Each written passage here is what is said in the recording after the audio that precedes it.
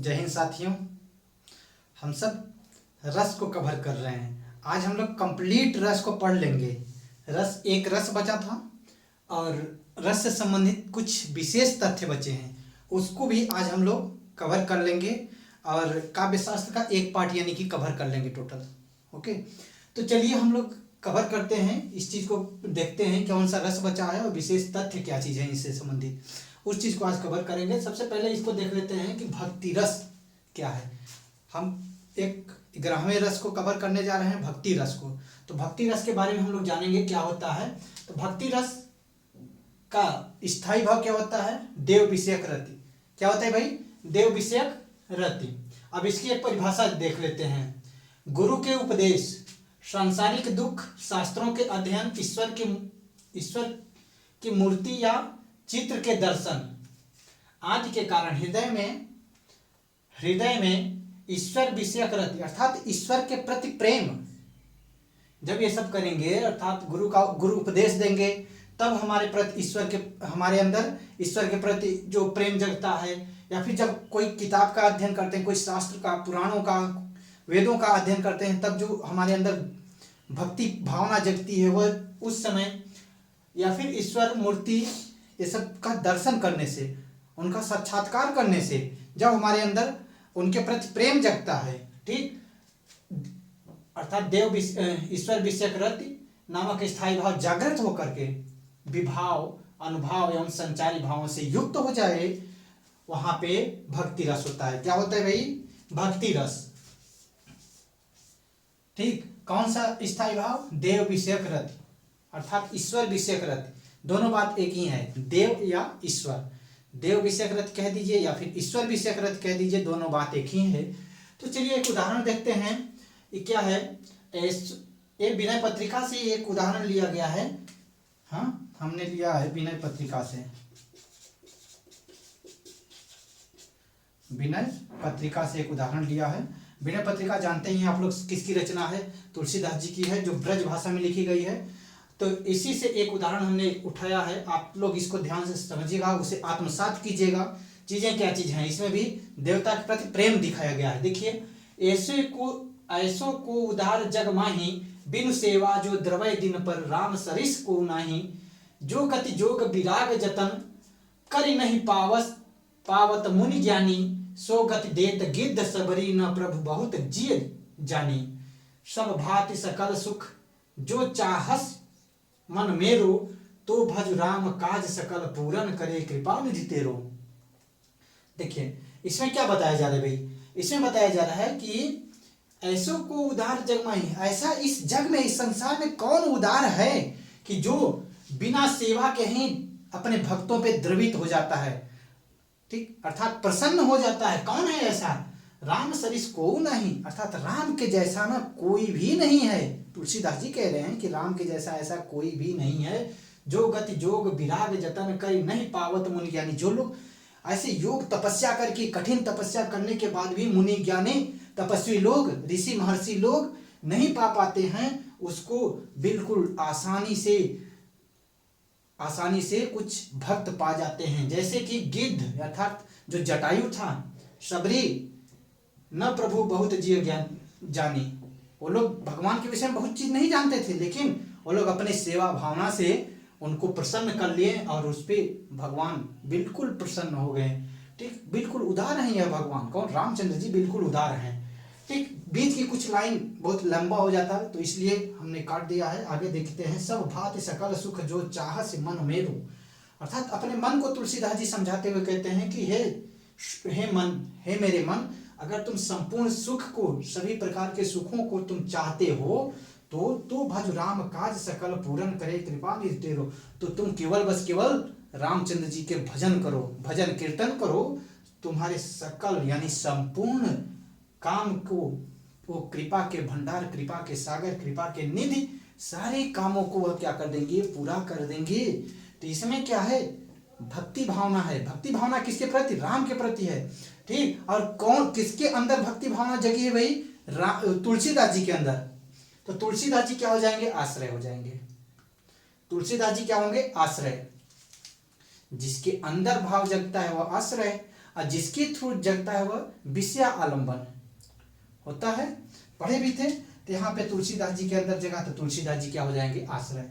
अब आलंबन अर्थात विषय आलंबन कौन है, राम। राम के थ्रू जगह, तो विषय आलंबन कौन हो जाएंगे, राम। ठीक। उद्दीपन हो गया, राम की महत्ता अर्थात राम की जो महत्ता है ना इन पंक्तियों में, यानी कि जो महत्व बताया गया है राम का। ठीक। कि सुगत देत अर्थात गिद्ध जटायु सबरी को ऐसी ऐसी गति, ऐसी दशा में पहुंचा दिए कि जिसको लोग सोचते रहते हैं कि यहाँ पे मैं भी पहुंच जाऊं, ऐसी स्थिति पे पहुंचा दिए। तो वह क्या है, राम की महत्ता बताना और ज्यादा उनकी भक्ति भावना को बढ़ा देना है। ठीक। अनुभव क्या है, तुलसी द्वारा राम का गुणगान करना, मन को भक्ति के लिए समझाना, ये सब चीजें क्या है, अनुभव है। ठीक। संचारी भाव हर्ष है, उत्सुकता, हर्ष है और उत्सुकता है। तो यहाँ तक की बात समझ में आ गई, क्या क्या चीजें हैं, यहाँ तक की बात समझ में आ गई ना। ओके। तो आगे हम लोग देखते हैं कुछ चीज रस से संबंधित विशेष तथ्य को, रस से संबंधित विशेष तथ्य को देखने वाले हैं। क्या होते हैं रस से संबंधित विशेष तथ्य, इससे देखिए क्वेश्चन भर भर के हमारे एग्जाम में पूछे जाते हैं। इसको आप लोग बिल्कुल पढ़िएगा। ठीक है। बिल्कुल दिल दिमाग मन मस्तिष्क सारा झोंक दीजिएगा यहाँ पे और इसको पढ़िएगा। जो चीज मैं बता रहा हूँ इसको नोट डाउन भी करने हैं आपको, ये नहीं कि केवल सुनने हैं इस वीडियो को, नहीं, इसको नोट डाउन भी कर लेने हैं, क्योंकि लिखने से हमको बहुत सारी चीज़ें क्लियर होती हैं। लिख करके पढ़ने से एक बेहतर माध्यम होता है अच्छी तैयारी करने का। तो चलिए देखते हैं क्या है। पहला नंबर, भरत मुनि ने स्थायी भावों की संख्या 9 8 मानी है। कितने मानी है, 8, अर्थात 8 रस भी माने हैं। ठीक है। तो स्थायी भाव की संख्या 8 मानी है। कौन सा रस नहीं माना था, शांत रस को। ठीक। 9वें रस की कल्पना उद्भट ने किया था, आगे देखेंगे हम लोग। इनका एक सूत्र है, कई एक बार पूछा गया है। ये देखिए यहाँ से ऑब्जेक्टिव हमसे बन भी जाता है कि भरत मुनि ने स्थायी भाव की संख्या कितनी मानी है, तो 8। उसमें 8 9 10 11 ऐसे रहते हैं, तो 8 है। कितनी है, 8। ठीक। तो चलिए एक ये सूत्र है, विभावानुभाव व्यभिचारी संयोगादर्श निष्पत्ति है। रस से संबंधित सूत्र भरत मुनि ने अपने ग्रंथ नाट्य शास्त्र में दिया है। कौन से ग्रंथ है उनका, नाट्य शास्त्र। हम लोग पहले क्लास में भी पढ़े थे, आज भी बता दे रहा हूं। उनका ग्रंथ का नाम है नाट्य शास्त्र, जो नाटक से संबंधित है, जो एक काव्य शास्त्र से संबंधित है। नाट्य शास्त्र मतलब नाटक में विशेष जो तत्व, जो रस होने चाहिए, इसलिए उसका नाम रख दिया गया नाट्य शास्त्र। कि रस, नाटक में 8 रस कम से कम होने चाहिए, इस वजह से उसका नाम नाट्य शास्त्र ही रखा गया। ठीक। तो आगे देखते हैं, शांत रस की कल्पना उद्भट ने किया था।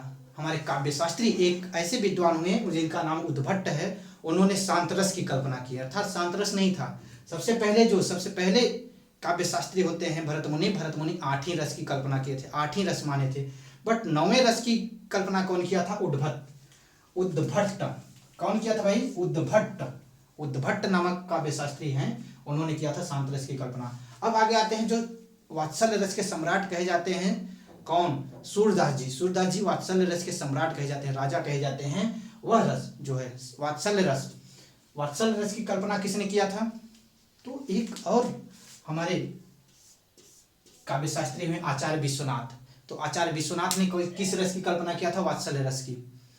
ठीक। और यहाँ से एक और पूछा जाता है कि वात्सल्य रस के सम्राट कौन माने जाते हैं, सूरदास जी भगवान श्री कृष्ण के बचपन की इतनी बढ़िया से अपने काव्य में लिखा है उनके सारी चीजों को, कि इस वजह से उनको क्या कहा जाता है भाई, वात्सल्य रस का सम्राट कहा जाता है। भक्ति रस, हम लोग जो अभी पढ़े हैं भक्ति रस की कल्पना, अर्थात भक्ति रस का हमारे काव्य शास्त्र में किसने समावेश किया, तो भक्ति रूप गोस्वामी जी ने।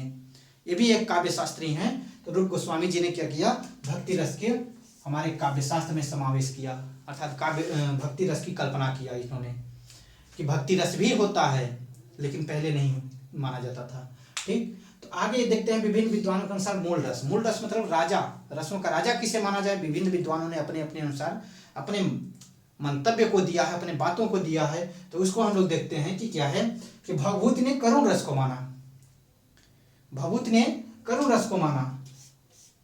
अर्थात करुण रस को रसों का राजा माना, मूल रस माना, सबसे बड़ा रस माना। कौन, भवभूति ने। इनका सूत्र है एको रसः करुण, अर्थात एक ही रस है, वह है करुण। कौन है, करुण, एक ही रस है वह है करुण। तो करुण रस को रसों का राजा किसने माना? भवभूति ने। अभिनव गुप्त ने क्या माना भाई? शांत रस को रसों का राजा माना। अब ऊपर वाला मत कह देना कि शांत रस को सर उद्भट ने उसकी कल्पना किया। ऐसे कह सकते हैं कि उद्भट शांत रस के जनक कौन है, कह सकते हैं हम, तो उद्भट है। कल्पना किया कौन? उद्भट ने। लेकिन शांत रस को रसों का राजा किसने माना? दो अलग अलग प्रश्न बन जाते हैं, दो अलग अलग प्रश्न बन जाते हैं यहाँ पे डियर। तो हमको दोनों को बिल्कुल बेहतर ढंग से पढ़ने हैं कि शांत रस को रसों का राजा अभिनव गुप्त ने माना और शांत रस की कल्पना किसने किया? उद्भट ने किया। ओके। और अद्भुत रस को रसों का राजा किसने माना? नारायण पंडित ने। नारायण पंडित ने अद्भुत रस को रसों का राजा माना है। भोजराज ने श्रृंगार रस को रसों का राजा माना है, जो कि सर्वमान्य मत है। रसों का राजा कौन माना जाता है? श्रृंगार रस, जो कि सर्वमान्य है। ठीक, सब लोग मानते हैं, अधिकांश विद्वान इस बात पे सहमत है कि श्रृंगार रस ही रसों का राजा है। ठीक, मधुसूदन सरस्वती ने भक्ति रस को, जो अभी पढ़े हैं, भक्ति रस को क्या मान लिया है? रसों का राजा मान लिया है। ठीक, आगे कुछ चीजें हैं, इसको भी देख लेते हैं। वीर रस के 4 भेद माने जाते हैं। कौन कौन से? हम लोग वीर रस जब पढ़े थे तब फिर भी बताए थे, आज भी बता दे रहा हूँ। कौन से? युद्ध वीर, दानवीर, धर्मवीर और दयावीर। इसमें से सर्वश्रेष्ठ वीर कौन होता है? युद्ध वीर होता है। युद्ध वीर को सर्वश्रेष्ठ वीर रस माना जाता है। जानते हैं? इसमें एक और क्वेश्चन बन जाता है कि भरत मुनि ने किस वीर रस को नहीं माना है? तो दयावीर को नहीं माना है उसने। कौन? भरत मुनि ने दयावीर को नहीं माना, अर्थात युद्ध वीर, दानवीर, धर्मवीर को तीनों को माने हैं। तीनों को माने हैं, दयावीर को नहीं माने हैं। दयावीर को नहीं माने हैं ना, ध्यान दीजिएगा। इसमें से ऑब्जेक्टिव बन जा सकता है कि भरत मुनि ने वीर रस के भेद नहीं माने हैं। किसको? चारों विकल्प यही रहेंगे, तो उसमें से दयावीर, हमारी नजरें किसको ढूंढेंगी? दयावीर को। ओके, आगे देखते हैं। वीर रस को क्षत्रिय धर्म का सौंदर्य के नाम से जानते हैं। क्या जानते हैं डियर? क्या जानते हैं भाई? क्षत्रिय धर्म का सौंदर्य। क्षत्रिय धर्म का सौंदर्य किस रस को माना जाता है? तो वीर रस को। ठीक, यहाँ तक की बात समझ में आ गई आप सबको? हम समझते हैं बेहतर ढंग से यहाँ तक की बात समझ में आ गई होगी। ये रस से संबंधित कुछ विशेष तथ्य थे, यहाँ से कुछ हमारे एग्जाम में भर भर के क्वेश्चंस पूछे जाते हैं। आप सब अगर इसे बेहतर ढंग से पढ़ लेंगे तो बेहतर ढंग से एग्जाम को भी आप लोग नस्ते नाबूद कर देंगे। ठीक, तो हम आशा करते हैं कि आपको बेहतर ढंग से समझ में आया होगा। मिलते हैं कल अगले टॉपिक, नए टॉपिक में। कौन सा टॉपिक रहेगा? छंद। रस के बाद छंद को पढ़ लेते हैं। ठीक, छंद को बेहतर ढंग से हम लोग पढ़ेंगे। आप लोग भी उस पर गहन अध्ययन कीजिएगा। मैं बिल्कुल डीप में जाकर के एक एक चीज बताऊंगा। ठीक, तो आप लोग थोड़ी सी कोऑपरेट कीजिएगा, यानी कि पढ़िएगा। ठीक, अपने टाइम को जाया नहीं करिएगा, टाइम को वेस्ट मत करिएगा, टाइम को अपने यहाँ पे लगाइएगा, यानी कि पढ़ने पे। कुछ करने हैं तो मुझे मेहनत करने, लड़ाई लेनी पड़ेगी। किससे? पढ़ाई से। पढ़ने पड़ेंगे। हमारे मन मस्तिष्क कहेगा कि नहीं मत पढ़ो, लेकिन पढ़ने पड़ेंगे। ठीक, तो हमको पढ़ने पड़ेंगे, यानी लड़ने पड़ेंगे। हमको जीतने के लिए लड़ना पड़ता है, तो हमको अच्छी सफलता पाने के लिए पढ़नी पड़ेगी, यानी कि पढ़ना पड़ेगा। ठीक, तो यही बातें थी। मिलते हैं नेक्स्ट टॉपिक, नए ऊर्जा के साथ, नए जुनून के साथ।